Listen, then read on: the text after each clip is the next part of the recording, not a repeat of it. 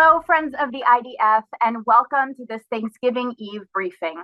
Your timing couldn't be better for tuning in as we're literally on the cusp of a major development in the war for our home.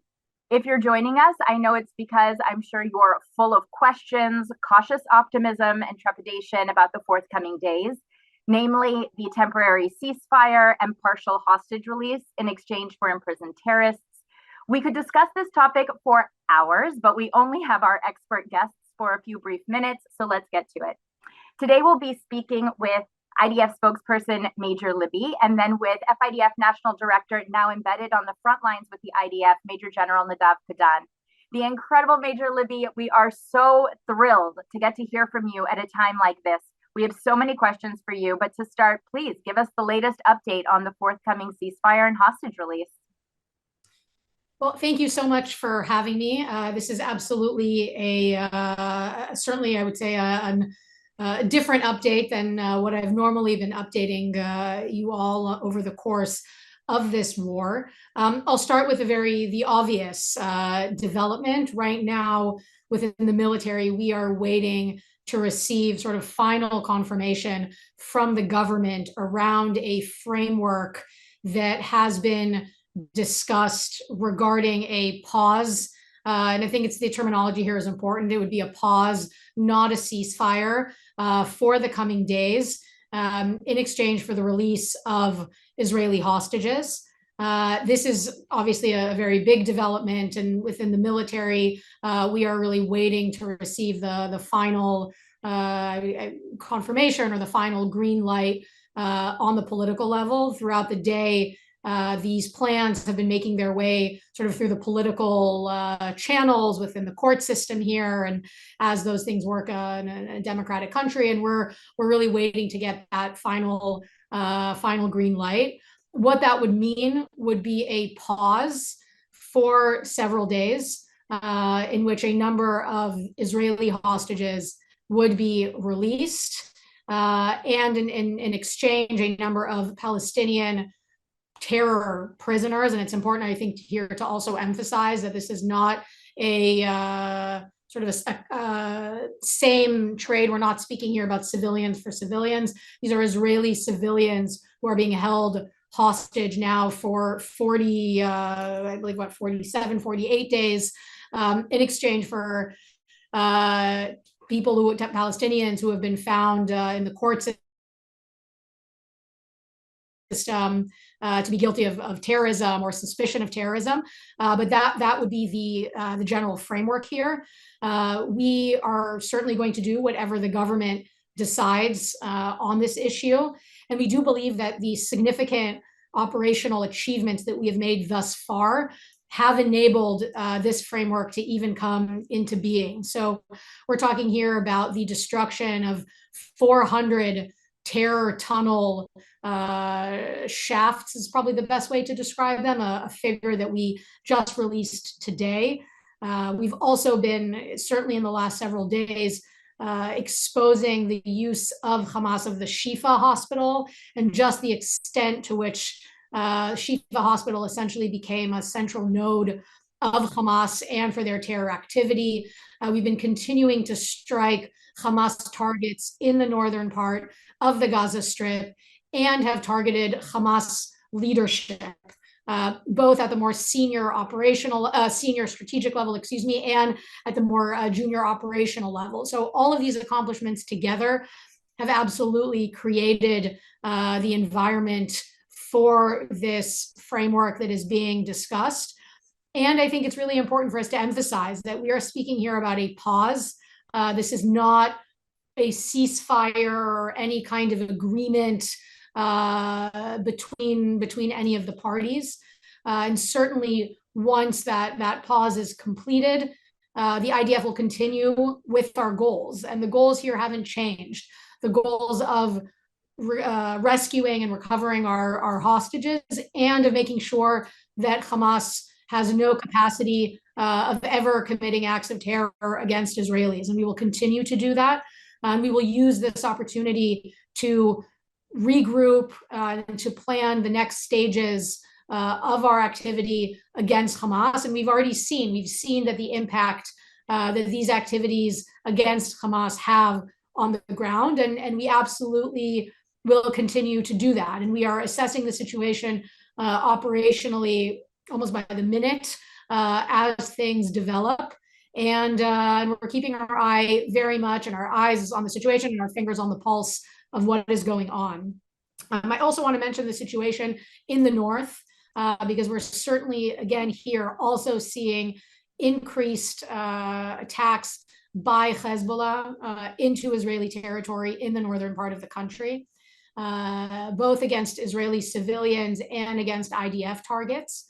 And first and foremost, we are going to do whatever we have to protect our civilians. And that's why there's been a significant evacuation of Israeli civilians in the northern part of the country, away from the border area and from potential danger, or at this stage, not even potential, of the danger that we're seeing of increased mortar attacks, rocket attacks, and other attacks by Hezbollah.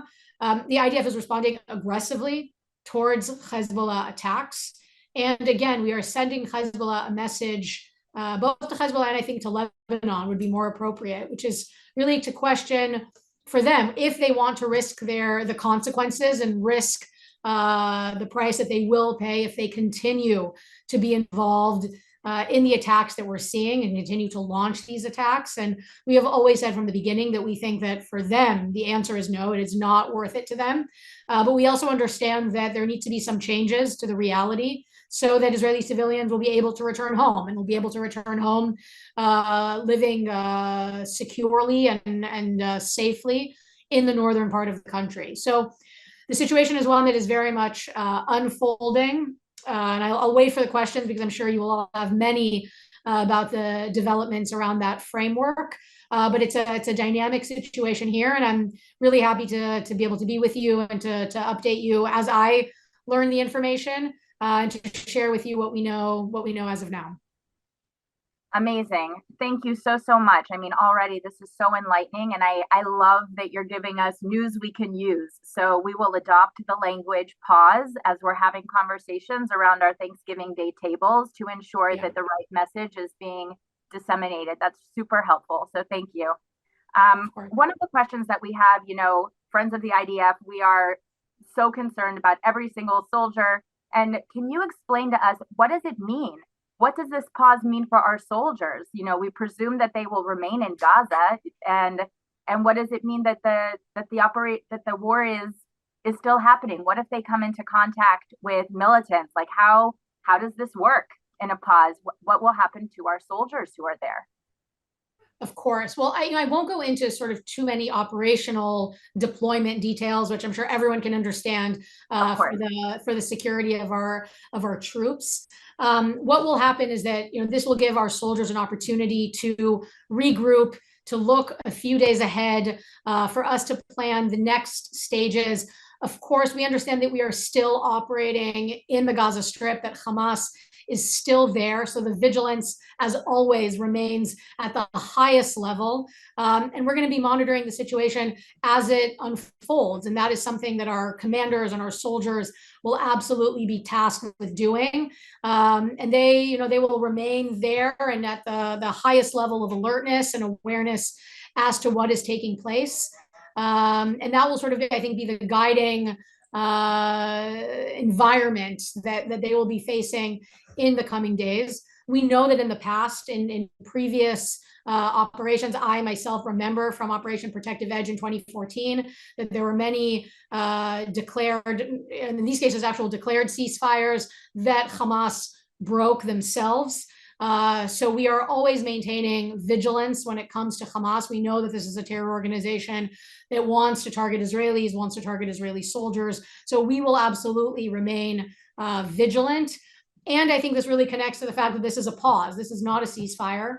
And at the conclusion of this pause, we will resume what we have been doing for the last several weeks, and we'll continue to strike a very serious blow to Hamas. So the next few hours and days certainly will be a time when we're monitoring the situation very, very closely. Do we have a good sense of, what Hamas would be planning to do in these few days that they are that this pause is happening, that we should be prepared for it on the, when it ends, like in terms of just this break from the IDF success, so to speak?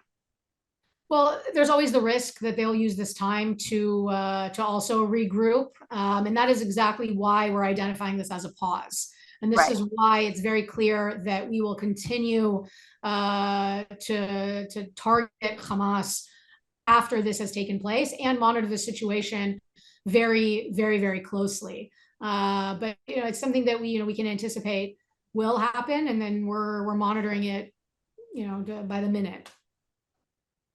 We're so proud of the IDF for creating the conditions for even this partial hostage release to take effect, that Hamas is feeling the heat and the pain of what they've done.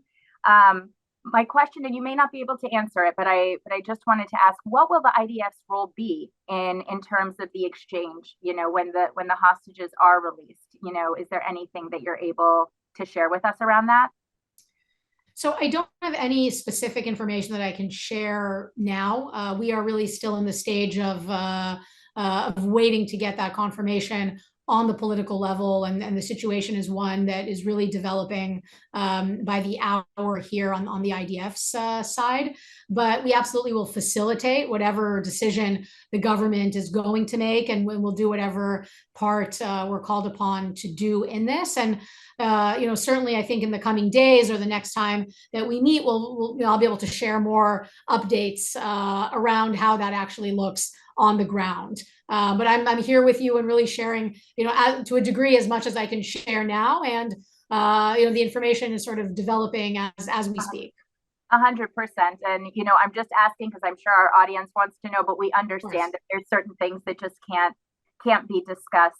Are you able to share with us what constitutes a breaking of the pause? Like you said, very often Hamas has broken the pause or the ceasefire in the past.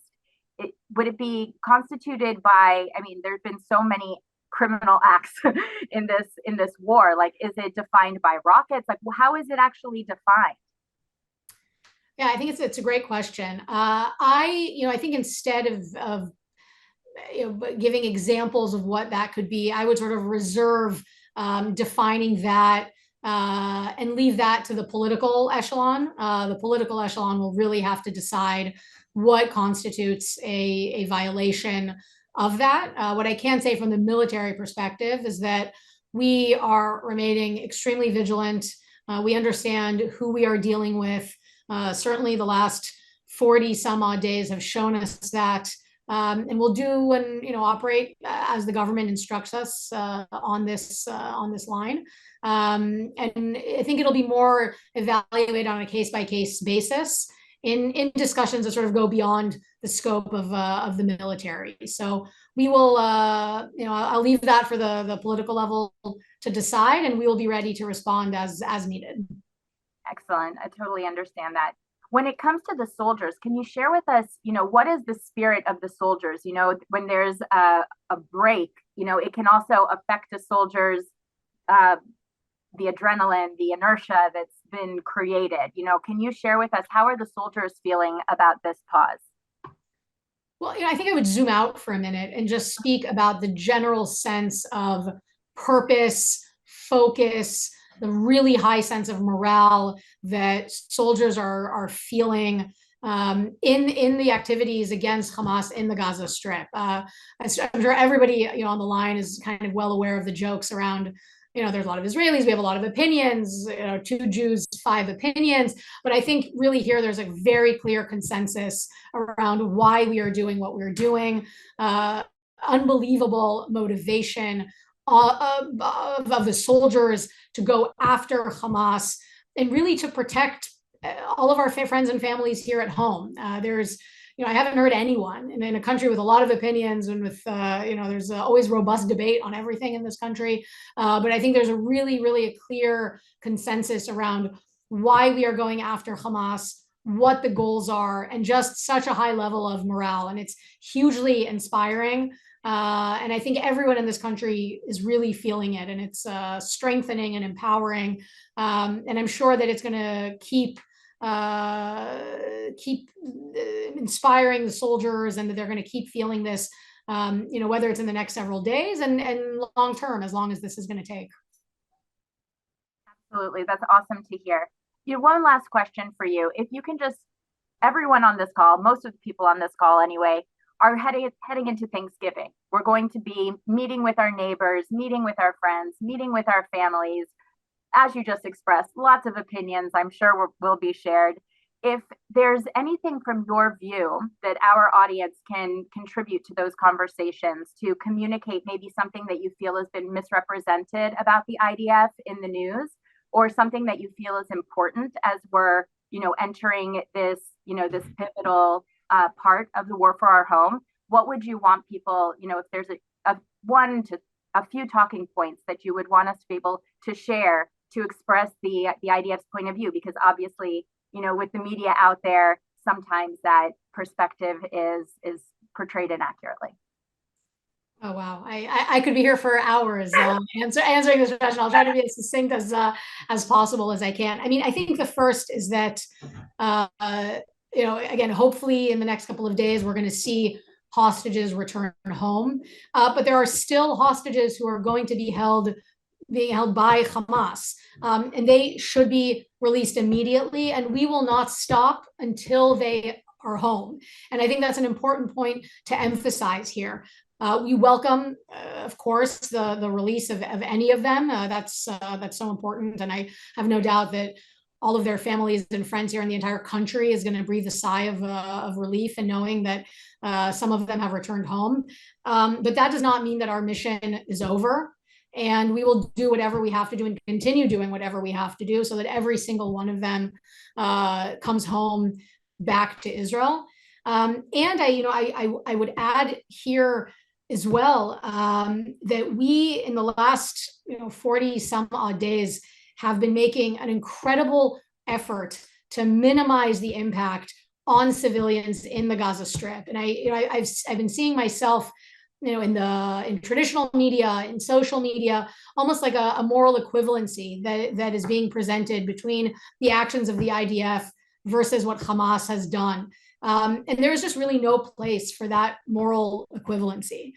We can't forget what started this. We can't forget that Hamas, as a terror organization, intentionally targeted civilians, slaughtered them, kidnapped them, raped them, and is holding them now.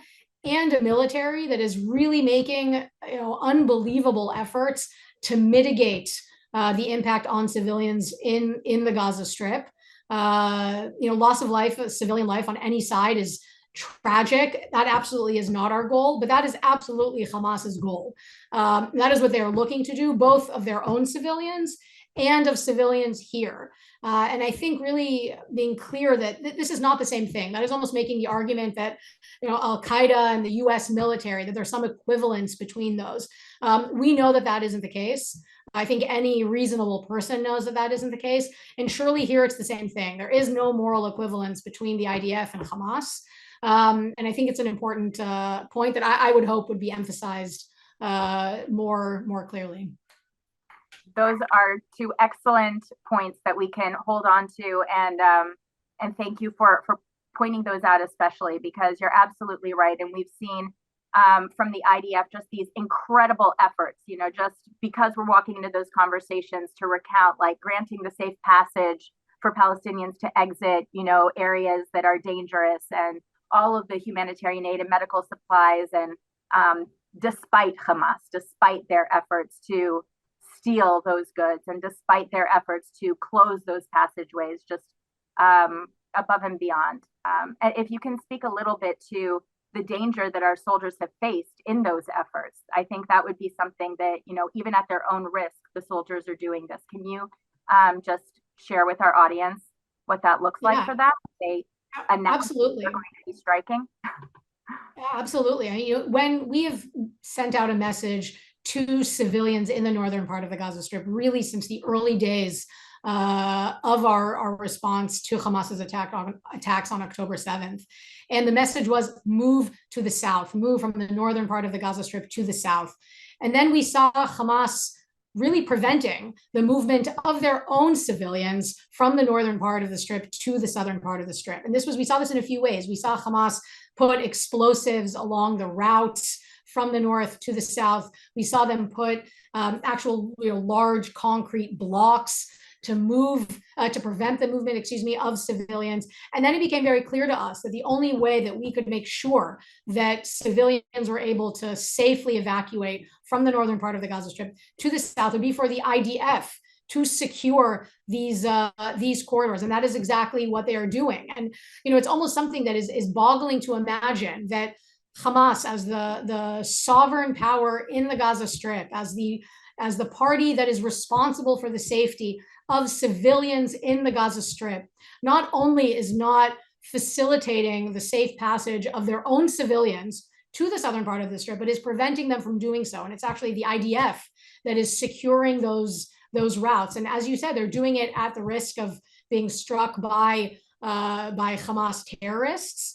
And we're doing this because we want to evacuate civilians. And really effectively, we've become the only party in this conflict that has any regard for civilians on either side. And we're proud to do it. I think it's part of who we are and part of our values, and speaks a great deal as to who we're fighting in Gaza. Absolutely. Thank you so much, Major Libby. We are always so grateful to have you with us, and you really helped us to be, boots on the ground in America, so to speak, in communicating what our people and what our soldiers are going through. So thank you for that, and thank you for everything that you've been doing. This Thanksgiving, we are so grateful for you.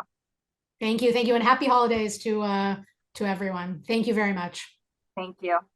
All righty, now turning our attention to FIDF National Director, Major General Nadav Padan, who has been embedded on the front lines with the IDF since this war started.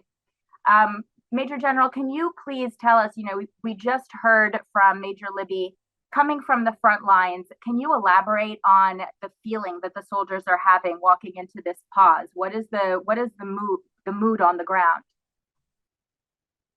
So nowadays that I'm not in uniform, I can speak my mind and be a little bit more judgmental. I will tell you that with the active soldier, we don't have problem. We're going to start feeling challenges with the reserve that out of their house and businesses for a very long time. They have responsibility, family responsibility and business responsibility. And after 6 weeks, that's become a challenge. So it's not that easy. It's not that they lose the spirit or lose their motivation to win this war, but they are facing a lot of challenges. So when we're speaking about the challenges with this continuous campaign or continuous war, one of the main challenges is the challenges of the reservists that have their own civilians' life and businesses, and they are actually the one that run the economy of Israel, and that's going to be a huge challenge. We are in kind of a, I would say, turning point in the war, the campaign, and it's not that obvious what's going on right now with the negotiation to release of our abductees. So I will tell you that it's not a deal. It's a negotiation. The Hamas gonna play with us. The Hamas is going to play with the Israeli sword and drag out the ceasefire from his perspective as it can, in order to stop the war or to stop the energy, the momentum of the war. And he's going to play around. And we already face it over the years where we're negotiating with the devil itself. And when I'm saying play around, we could see a situation, for example, that they'll tell us that, yeah, we agreed to release the abductees in 4 waves of 12 each, but we could find only 8 of them. We're still looking for 4 other. and now look for the leadership in Israel to stop a mother from getting to her daughter or son, and not accept another extension day of the ceasefire or the temporary respite of the fire. So it's not going to be easy. And the challenge right now is to keep the momentum, not only from tactical perspective, from strategic perspective. Let's say that we'll negotiate and release 70, 80 people that are under the custody of Hamas and other.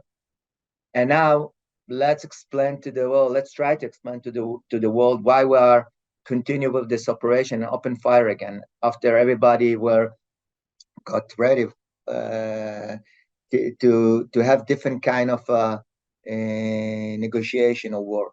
That's going to be a challenge. The fears, or that is present tense. One of the fears is that the public feels somehow appeased and then not understand that we still have to dismantle Hamas. Like, we're still dealing with an enemy that wants to repeat October 7th. So we can't, stop halfway.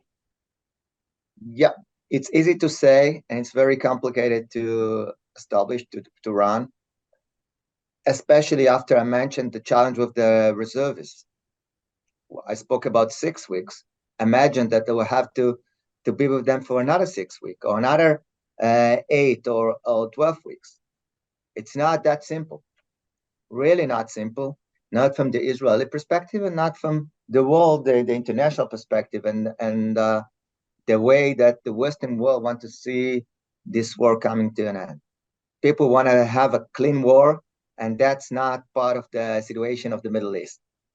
Clean war means that Hamas will leave, nobody gonna get killed. They're gonna release the people that been kidnapped, and we'll have kind of a new Palestinian leadership in Gaza.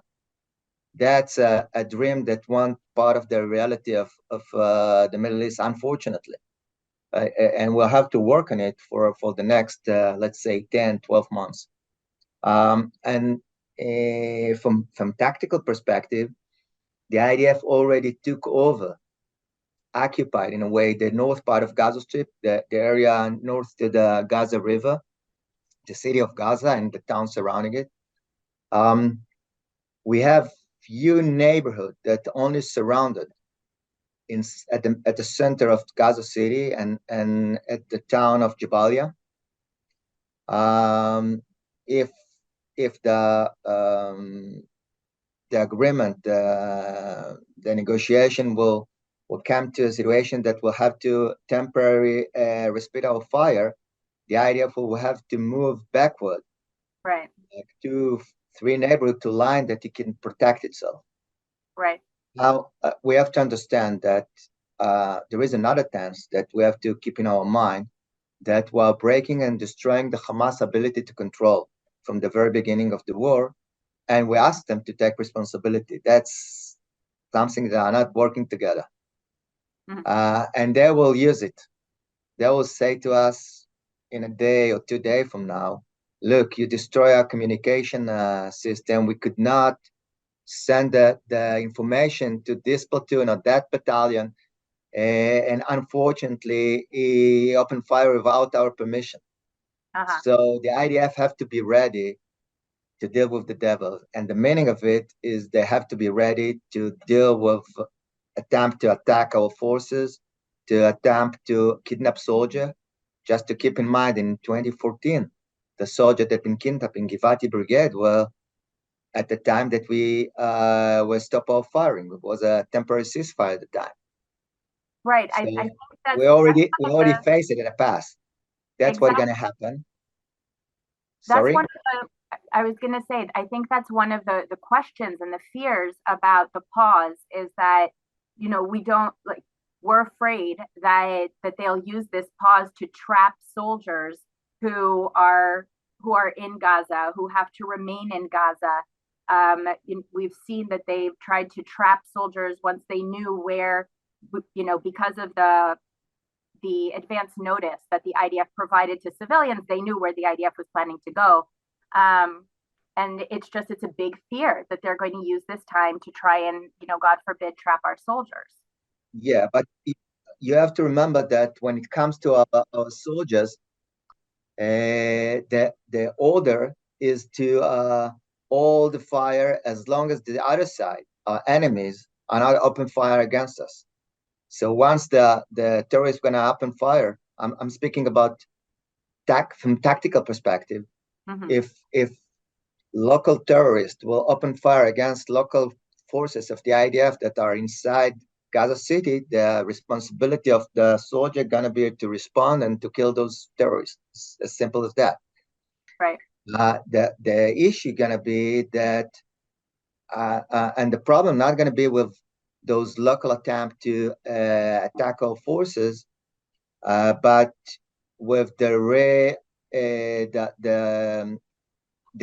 the Hamas will use this temporary ceasefire to reorganize themselves, to move ammunition from one place to another, to get ready to attack and welcome our maneuver into Gaza the day after. Right. So that's going to be a huge challenge from tactical perspective. From strategic perspective, it's going to be a huge challenge to rebuild the momentum of this maneuver inside Gaza. That's going to be the challenge for the next few weeks. Understood. If we can zoom out for a second, because as much as is going on in Gaza, there have been some wild developments also. We saw the shipping vessel that was attacked by Houthi terrorists in the sea. We've seen the continuation of rockets coming in from the north. Can you speak to this clear escalation, multiple fronts in the sea, from the north and the south? We heard that there were, Hamas terrorists who were threatening an October 7th in Judea and Samaria. Are you able to speak to, to these actions and how the IDF, is handling it? So every challenge got two sides. Yes, we are facing a multi-arena challenge right now. But if I was the commander of the IDF, I would say that although there is a lot of challenges, we tackle a missile today that's been launched from Yemen by the Houthis, and all those Iranian proxies at the Middle East, including the militia in Syria and Iraq and other places, are supporting the war effort of Iran. It's a huge challenge, but it's also an opportunity to deal with them, because in regular day we could not attack the militia in Iraq or in Syria. We didn't want to unstabilize the border between Israel and Lebanon, and we didn't launch operation that we're launching right now in Judea and Samaria. We take advantage of this situation to clean Judea and Samaria from terrorists. So every day you can hear about huge operation in Judea and Samaria. So from one hand, because of the insiders, because of the push from Hamas to include the Judea and Samaria as part of their effort in this war, and because of the increase of motivation to challenge the forces in Judea and Samaria and East Jerusalem, it's all those attempts and effort are opening an opportunity for the IDF to deal with it and clean the area. So when it comes to young people to just running out because of the inside, that's one thing. But we clean actually cells of terror in Jenin, in Nablus, in Tulkarem and Kalkilia, that we've been avoid of dealing with over the last prevent from dealing with along the last few months. So there is an opportunity in this war. And when it comes to the north, I guess that we'll have no other option but to change the situation along the border between Israel and Lebanon at the end of or when we'll finish the job at the south. We're trying to be focused at the south in Gaza and put all the other arena in kind of hold. But there is no doubt that we'll have to deal with them later on. Right. So yes, it's multi-arena. Yes, it's run by Iran. Yes, it challenged the IDF. And yes, it's open a whole bunch of opportunity as well. That's a great perspective.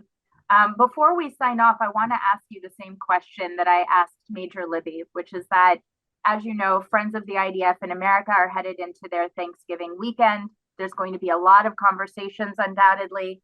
What are some of the things that you hope we can convey to people who may have differing views about Israel's case and what the IDF soldiers are facing and the service really that IDF soldiers are doing for the entire civilized world? If there's some takeaways that you would want us to present, please. So this question is significantly important. By the way, more than ever, I would say even more than at the beginning of October, after October 7th. After October 7th, it was obvious that we're going to respond. Now that I've already been mentioned that there is a turning point in this campaign, in this war, and we'll have to kind of temporary pause our effort, our momentum in Gaza. We'll have to explain to the world and to our supporter that we could not accept living with the devil along our border in Gaza. We already saw what happened if we'll allow it. And the challenge going to be to rebuild the momentum, the energy of this campaign, of this war after the temporary ceasefire. That's going to be our next challenge. And as I mentioned, it's going to be a huge challenge to explain it, a huge PR challenge to explain to the world how come after the ceasefire and after we achieve things by negotiating the Hamas, we are moving back to using force and attacking from the air the neighborhood of Gaza Strip. The truth is that we cannot win this war without maneuvering and cleaning, with boots on the ground, all the terrorists from Gaza Strip, from the north to the south. And we cannot stop this war unless we achieve this goal. This goal and the other goal is to release all the abductees, but as far as we can see, the maneuver actually support our negotiation effort to achieve better deals with Hamas, with than in pressure, under pressure. So yeah, this is I guess the main message. It didn't end. We're just freezing everything for the holidays to release our abductees, and we'll have to go back to the same effort the week after. That's going to be the challenge. Understood. Thank you so much, Major General. We so appreciate your time. Thank you for being with us. As always, we always appreciate your insights. Thank you. Friends at home, we are staying on the pulse of this. Please watch your emails. We'll bring you another briefing as soon as is possible so that we can debrief on how the pause, how the initial release went. So naturally, this Thanksgiving, our soldiers and family in Israel are at the top of our gratitude list and the subject of all of our prayers. Let's remember that it is the IDF soldiers who have faced this terror head on and brought about the requisite pressure that has caused Hamas to release its clutches on this first batch of hostages. But as our speakers shared today, the fight is not over. So when you're at your Thanksgiving Day tables, let's recap. We can talk about how this is not a ceasefire, it is a pause.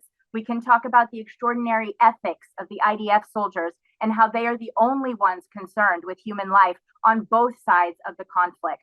We can talk about how we cannot stop until the hostages are released, that there will still be 175 plus hostages at the end of this, and we cannot stop until they are all brought home, and that we cannot live, as Major General Nadav Padan said, we cannot live with the devil on our border. These are things that we can bring to our conversations. Hamas threatens to repeat October 7th, so it must be fully dismantled militarily. Whatever this pause turns out to be, our soldiers cannot step down, and neither can we. FIDF will continue to work around the clock and be with our soldiers every step of the way. So please continue to send your support to FIDF, FIDF.org. And one last thing, as Black Friday shopping and Hanukkah gifting approaches, what better gift to give your loved ones than that of unity? So be sure to visit FIDF.org to get your Am Yisrael Chai Forever merchandise. You saw us wearing it in DC. You asked for it. You've got it. It's there. The sweatshirts, the t-shirts, the beanies are coming. Gift them to your loved ones or to yourself to express your love for Israel and show others in America that they are not alone in their support of Israel. We have to lead by example in wearing our Jewish pride, in wearing our Zionist pride. We have to show up for each other visibly right now. So you can get it at FIDF.org. Happy Thanksgiving to everyone here. Please remain vigilant. Hundreds of our soldiers have lost their lives in this war for our home, and the battle against terror goes on. Evil must not win. We stand by our courageous soldiers, come what may. Am Yisrael Chai forever. Happy Thanksgiving.